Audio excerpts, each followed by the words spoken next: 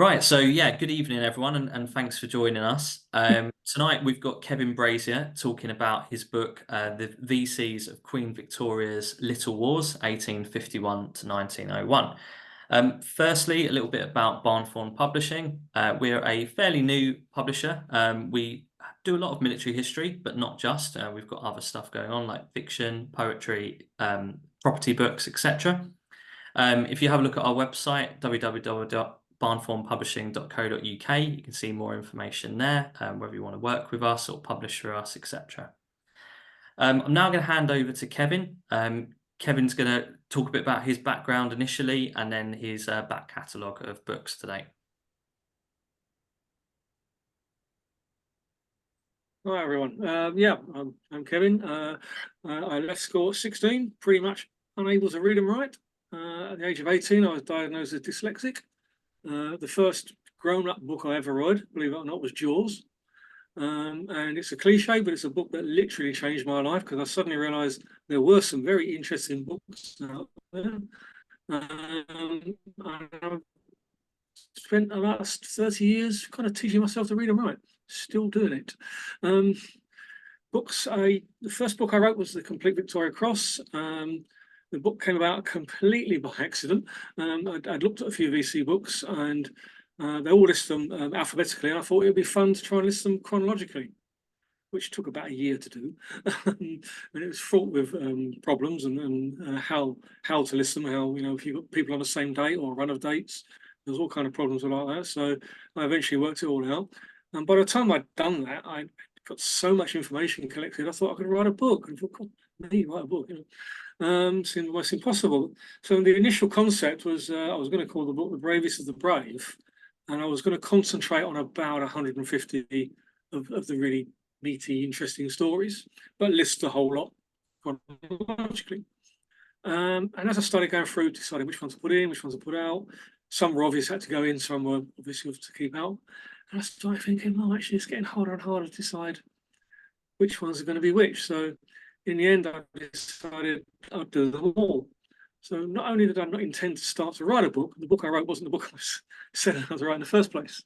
And I got that book published at the age of 50. So a really big achievement in my life, actually. And it was followed on by the George Cross book, the Blue Max book, a 3-volume set on the Knight's Cross, also a Gurkha and Indian VC book, and one other, Zulu and Boer War VCs. So there's a bit of a theme, obviously, running through there. I'm working on other stuff as well, but I think Neil and Ashley are going to come to that later on. So we'll pick that up then. Yeah, no, brilliant, and obviously the VC is quite the theme there. So was that something you've always been passionate about? Obviously predating that first book, like what got you? Yeah, kind of. The first VC I probably ever saw was a boy, John Cornwall, also known as Jack Cornwall, who was just 16. I think I was 17 at the time, so he was 1 year younger than me when he was awarded his VC, and that always stuck in my mind. It was then on display in the Imperial War Museum, along with the gun that he was manning at the Battle of Jutland. So I've always been aware of it. You see it pop up in films, being the obvious classic example. And I got really sort of interested in it when Johnson Bahari was awarded his VC. And it kind of come up again. And that's when I started looking at the project of listing them chronologically. Really. Yeah, that makes sense. And speaking generally, what would you say is your kind of the VC story you would find most intriguing, if there's one? Well, I always say I never have favourites, but of course we do.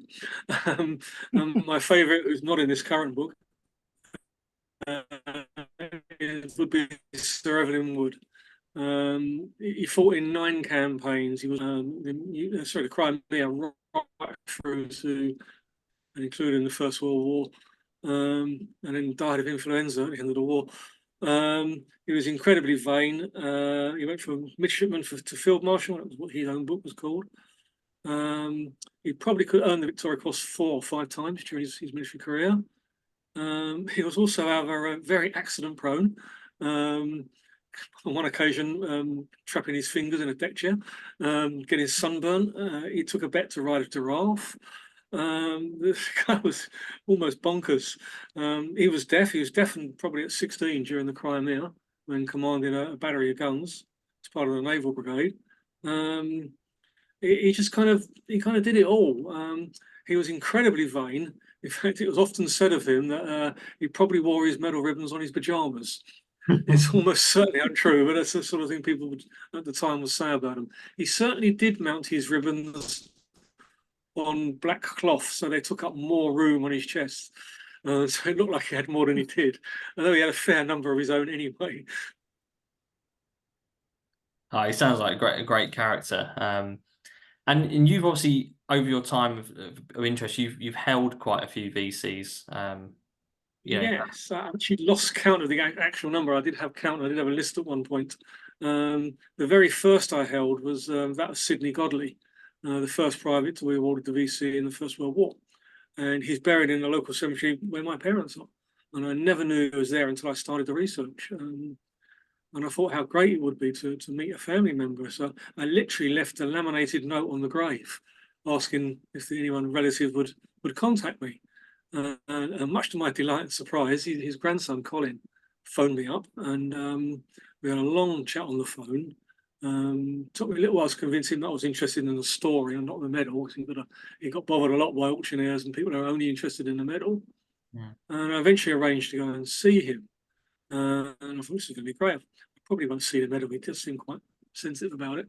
And the very first thing he done when I arrived, he sat down at the table and he got out this little box and he just popped it into my hands. And went, hey, well, have a hold of that. And it was Sydney's VC and the rest of his group.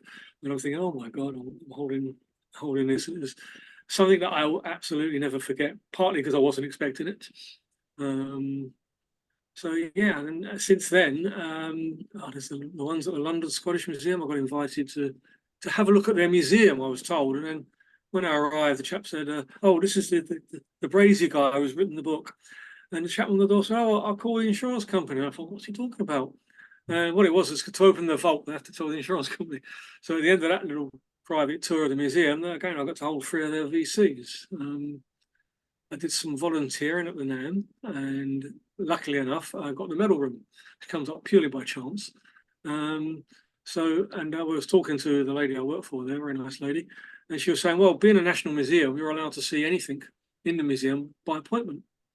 And they can't really refuse unless it's in conservation or on loan. So I said, well, obviously, I'd love to see the VCs. So basically what they did, instead of making an appointment, the days I was working there, she made sure there was another member of staff and they would get them out more or less one by one. So I got to hold their entire collection. And then there's others dotted around that I've been lucky enough to hold. So yeah, it's at least 50. So I've lost the count of the exact number. And I guess I think, obviously with it being the original medal, it's that connection to the person who in most cases obviously would have been in possession of the medal while they were alive, rather than it being awarded afterwards. So it's the nearest you're going to get in most cases to meeting the man as such. Yeah, I mean, it is. I mean, the Sidney Godley medal. Both Sidney and his grandson used to go to parades and wear the original medal. And he said he used to, after the parade was over, he'd pop them in his pocket and get the bus home. But on the subject of meeting, I have also met, I think, 8 or 9 living Victoria Cross holders. Some of them now sadly have passed on. So yeah, there's that connection as well. Because I guess generally they probably mostly wear replicas these days. It's too risky to wear the original all the time, of course. Indeed. So moving on to this latest book then. So how did you decide on the topic? Was it a natural progression from other books? Yes, as I say, I've done the Gurkha and Indian book and I've done the Zulu War and Boer War, and I was sort of scratching around for another idea. And I started looking at all these lesser wars to see if there was a book in any one of them or a couple of them if they were connected. And excuse me, and there really wasn't. So I thought, well, what about doing all of them as a book? Because these are all these little wars and conflicts, most of which people won't have heard of. But there are some fascinating stories in amongst those books. It's Andrew Fitzgibbon, who we now know to be the youngest VC, at 15 years and 3 months. It was thought that Thomas Flynn was the same age, but it's since been found out that he was much older. There's William Manley, who features on the cover, an Irishman who is the only man to have been awarded the Victoria Cross and the German Iron Cross, both for life saving. And another one that always fascinates me is Timothy O'Hare, who did or didn't die in Australia. It depends on how you go with it. It appears it's quite possible that he died shortly after being discharged from the army, and his brother may have taken over his identity and his VC allowance, his cash allowance, and it may have been him that went missing and died. And that VC itself went missing for 75 years, and it was found in an art gallery, a drawer in an art gallery in Australia. No one kind of knew it was there. So there are quite a lot of fascinating stories. Three of the eight VCs that have been forfeited are in the book, and they don't get another mention. And that was my idea. These are VCs. There's some really good stories here, and because the wars are not very well known themselves, they don't get told. So I thought this would be a good idea to cut all those stories into a book and have them told. Yeah, and there really is a mix. You know, reading through it, in some cases you've got VCs which are linked in terms of the action. You know, that multiple people have been awarded them. In other cases, obviously, it's that individual flash of gallantry that's led to something. And I think what you touched on a minute ago is that, you know, this moment that leads to the VC, or moments, they are but you know, a piece of that person's life. You know, depending on, you know, how long they live, etc.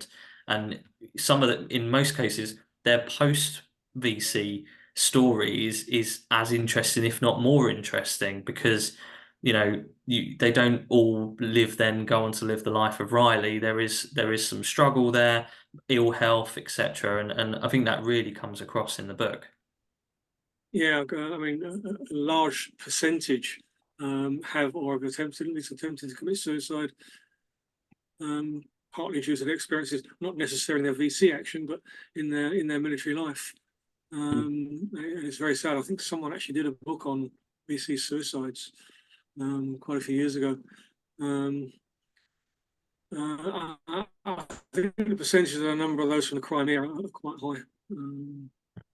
So yeah, some, as you say, live very fascinating, interesting lives. Some went back to the obscurity that they came from. Didn't guarantee them a job, didn't guarantee them food on the table. Many of them sold their medals for what would be considered an absolute pittance by today's standards. It's some very tragic stories there as well. Mm. And there's some interesting stories about the medals that, you know, in some cases you know, the original medal is either lost or thought to be lost. And you know, I think the one that stands out is when it's recovered. There's a VC which is recovered in South Africa, and was the one, and it's sent back to the headquarters in the UK. Yeah, I mean, it wasn't uncommon to actually post VCs to recipients if they're away on campaign or on somewhere else. So quite a few got literally lost in the post. Sir Evelyn Woods, who we talked about earlier, his was posted out to him when he was out serving while he was on the way back. So it got posted back to him from there back to the UK. So the actual elation of earning the VC was somewhat let down when it arrived through the post. There have been at least two we know of that were probably buried with the recipient. There was the famous one that was found on the Thames, of which it can only be one of four holders. They've narrowed it down to two because two of them are known, two known locations are known. I personally don't believe the National Art Museum have attributed to the right one of the other two, but that's my personal opinion. I think they've chosen the person with the more interesting story to go with him. I think because the chap they've chosen is one of those that are rumoured to have had it buried with him, but no one really knows where that story come from. If that could be pinned down and proven, then we would know it belonged to the other chap. But it's just one of those stories that people put around. Oh yes, it's said to be buried with him, but we don't really know, which is a real shame. And I think on the subject of burials, so you know, we were having this conversation before the call. You actually, you know, take the time to go and visit a lot of the graves where possible, and obviously the photos that feature within the book reflect that. So I think you went to pretty much all of them that are featured in this book. It's 114 men in the book. I think 54 of the grave photos I've taken myself. But in total, I've visited, again, I've lost count, but it must be around the 600 VC graves, obviously all over the UK, all over Europe. I'm going again in September to hoover up some more particularly for a book actually that I've finished and just trying to get some pictures for. I've been as far afield as Sweden to get Loftus Jones, who was another Battle of Jutland VC, was washed up in there. It kind of helps having a Swedish fiance, so that's always a plus. I've been as far south as South Africa to Mervyn and Coggles graves. They're probably the most interesting VC graves I've been to. I've done all the great VC graves that are buried in Gallipoli. So that's as far east as I've gone. I haven't done any of the 4 buried in America, sadly. I did do some Medal of Honor graves when I was out there last year, but that's another story. Yeah, I think I mean military history definitely is an excuse to travel, so it certainly can placate an understanding partner. But yeah, it can take you to all corners of the world, and I think that the stories that feature within the book, cover lots of areas. As you say, some of the places people would never have heard of. It won't be in the kind of in mind. So I think as kind of go through the book, it's obviously.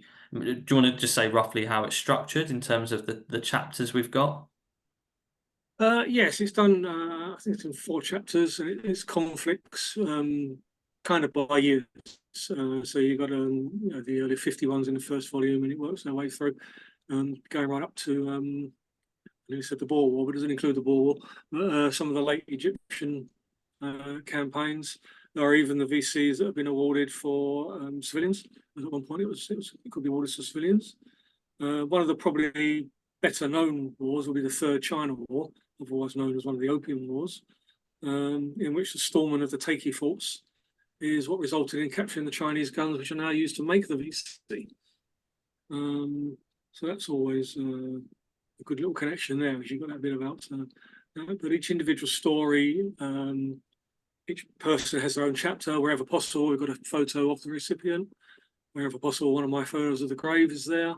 And it goes through their entire life from birth to death, really, concentrating a great deal on their military careers as information allows. Hmm. Yeah, and I think it reflects some characters, particularly those who may have had like an onward military service that was quite documented. You've got some characters who you could probably end up writing a book about. Some of them are but a page, but obviously across the whole spectrum there, you've got a nice mix as you read through the book of kind of varying sizes. So it's one of those books you can kind of quite easily dip in and out of, if you like, and read it in different ways, because you can either pick on a particular campaign or read it chronologically, or just cherry pick your way through. So it's quite an adaptable book in that sense. We obviously haven't going to mention every single individual, and I know you name dropped a few earlier on. Did you want to say more about, say, William Manley? William Manley, yes, that's an Irishman. I often make the joke that only an Irishman could get the VC and the Iron Cross. But he was a medical officer, and he got the Iron Cross in the Franco-Prussian War for life-saving. And he got the Victoria Cross in one of the Maori Wars, also, of course, for life-saving. It was a little bit sad on his grave. Of course, it mentions the VC, but there is no mention of the Iron Cross, sadly. But he was quite a fascinating character. He really got about Europe and the Far East. An interesting guy. I've seen his medal. It's where is it now? Oh, it used to be at the Royal Artillery Museum. I'm not quite sure it is now. Not quite sure why it's there.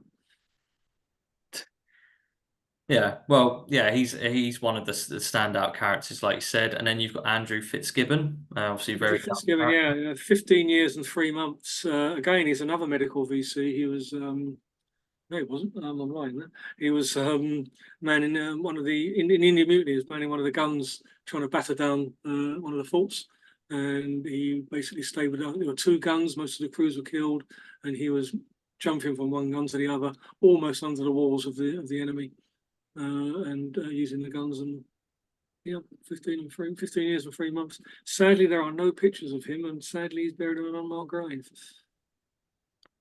Yeah, so it's very sad. It's not the kind of the heroic setup that you would kind of normally imagine, uh, No. sadly. And obviously by having it in books such as these, it's going to keep that story alive for future generations. Sure. So as a bit of a spoiler then for for the audience as such, viewers on demand, what are you kind of working on at the moment? What's your next projects look like? I've got 2 books finished. One needs some more work doing on it, but it is basically finished. One is the Scottish VCs. It's going to include all the Scots VCs, which is what I need more pictures for. So that's sitting there waiting to get those pictures. I've got volume 1 of a 4-volume set on the American Medal of Honor, being published in November. And I'm currently writing 2 books at the same time, both of which are a slight distraction from what I normally do. One is on the Marshals of Napoleon. That's a friend of mine convinced me to do it. I said, but there's already a book on that. He said, yes. He said, but you'll go to all their graves and you'll be the only book that has all their graves in it. So yeah, he's right there. So I've been doing that. So I'm working on that one. And the other one is a complete jump away from it. And it's the films of John Wayne. I've been a lifelong fan of John Wayne. And by my count, he's made 175 films. And I thought, what fun it would be to write a book on all 175 films. So I'm doing that as well. I assume, are you watching the films as you go along just to Yeah, pretty much. I write them up and then I watch the film afterwards to get corrections, if you will. You do some research online and you look at things and you go and watch the film and say, no, that's not right. He didn't do that. It was a different character. So and it's interesting to see the billing as well, because of course he was for a long time wasn't a big actor, and you see where there comes a point where he's no longer a co-starring actor. He is the actor. He is the star from every single film from then on in about 1950, where he's no longer, or he's always has top billing, apart from cameos and special appearances. Hmm. Well, there you go. Sadly, I probably won't get to his grave. It's in California. Well, if you keep watching all those films, you'll be too busy. So, but yeah, there Now, we I have 162 of his 175 films. There are 12 lost films, so no one will get those. So you can do the maths. I'm missing 1 film, and I cannot track it down. surely in this day and age, there'll be a way. But Hopefully. The problem, the film's called Laramie, and the problem is there's also a TV series called Laramie, and there's also another film called The Man from Laramie, none of which are the John Wayne film. So when you try to Google it, all the others come up, and this one doesn't. So, well, we managed to link. working on it. We've linked John Wayne to VCs, so I don't think Absolutely. you won't get that often. So yeah, I think that's kind of the main points of the book. We want to obviously leave some to the imagination. We've obviously got a live audience with us that may want to ask some kind of questions around that. Has anyone got anything to chip in? Kevin, it's Peter. I just wondered if you got a sense of, is there a sort of continuity of what these people were like, or are they all completely different? There are probably 2 general categories, and there are those that would fall into the officer category. Most of them would have been well educated and purchasing their ranks. Some would have done it on their own merit, of course. And the others would fall into the rank and file and the NCOs, who, of course, far more likely are from the lower classes and much more simple soldiers. From my experiences of those I've met, they'll all tell you they didn't do anything extraordinary. And I'm sure the same would be so if I'd spoken to any of the guys in this book. Yeah, I think that's a common theme when you speak to people of that nature. Yeah. Yeah.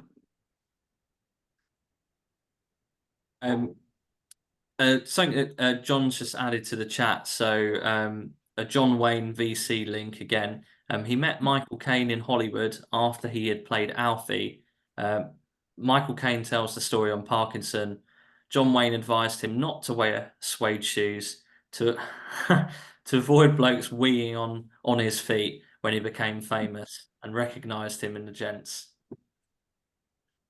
Excellent. I knew they did meet him because I know Michael Caine used to call him Duke Wayne rather than John Wayne. I'm not sure if it was Michael Caine. John Wayne gave some advice and says, walk slow, do something, and don't talk. Don't walk slow, talk low, and don't say much at all. Yeah, I'm not that sure if it was was Michael Caine who said that too. It's worth looking at the Parky interview on YouTube, where he tells the story, because Shirley MacLaine gets him over there after Alfie to do a film, and she's still wrapped up on her film, so he ends up in the, I think he said it was the Hollywood Hotel, and all he does is sit in the foyer waiting to see the stars, and one day a helicopter lands and blows all the plants everywhere, and he said in walked John Wayne. And he spotted him in the corner, and he said to him, he said, "Hey, you're Michael Caine. You're the guy in Alfie." And then the story, and that's where he says to him, "Yeah, don't say too much, walk straight." And then he also says, "And stop wearing the suede shoes." So yeah, it's a good interview. Michael Caine. Michael Caine loved being recognised by John Wayne. Oh yeah, well he was, yeah. I mean he obviously he'd done Zulu. I think on the back of that he got Alfie, which was huge, and then that's where Shirley MacLaine grabs him and drags him over to Hollywood, and yeah, so he's remained firm friends with John Wayne for the rest of the Duke's life. Yeah, I believe so. Yeah, it's a bit of an obtuse link, I accept that, but if you wanted a link, please use it in the book. I'll take it. You can have it. Good stuff. Any other questions for Kev? It's okay if not. I know, no pressure. Well, I can ask him one, Ashley. Go on then, go for it. I'll be nice, because he was nice to me on mine. That's why he'll kill me later. And he'll kill me later. He'll send me a horrible message later if I'm not. Obviously, some of this, what's in the book, and obviously I know Kevin doesn't want to give too many spoilers away because I know roughly who's in the book. Is a fascinating one for me, is the Andaman Islands expedition, which is the 5 VCs that are in there, who obviously at the time of the award, and I'm sure Kevin will build on this, obviously most people feel that the warrant for the VC involves being in the face of the enemy and being fired upon. Now, the Andaman Islands expedition, and I'm sure Kevin will tell you more, but involves basically life-saving. But obviously at the time of the expedition, there wasn't really any other gallantry award around that fitted what they did. So people, and I'm sure Kevin will argue with this, or he might agree with me, is people would say that if it had happened, a little bit later on, when other gallantry awards came in, like the Albert Medal for life-saving, things like that, they may not have got the VC later on. I don't know what Kevin feels on that one. Yeah, you're right, Mark. Almost certainly. As you said, there was no other award at the time, so it was all that could give them, and it didn't exclude the original warrant. Did not exclude civilian actions as such. That didn't really change until the George Cross was introduced. But as you say, only a few years later, they could have got the Albert Medal, which of course later, had they lived, would have become a George Cross during the exchanges. There were 5, as you mentioned, the Andaman Islands. I'll do a little bit on that. They went to rescue a previous expedition that got lost, and there were some very rough seas and a very small boat. And the 5 men that went were awarded the Victoria Cross. The most interesting of the group is William Griffiths, who they're all soldiers, but William Griffiths ended up in the Boer War. What am I talking about? In the Zulu War, ended up being killed at Isandlwana. And it's never been proved one way or the other, but it's often cited that he died with his VC on, and his body was found several months later with the VC still on his tunic. It's hugely debated whether that is true or not, because the Zulus would normally have stripped the bodies anyway.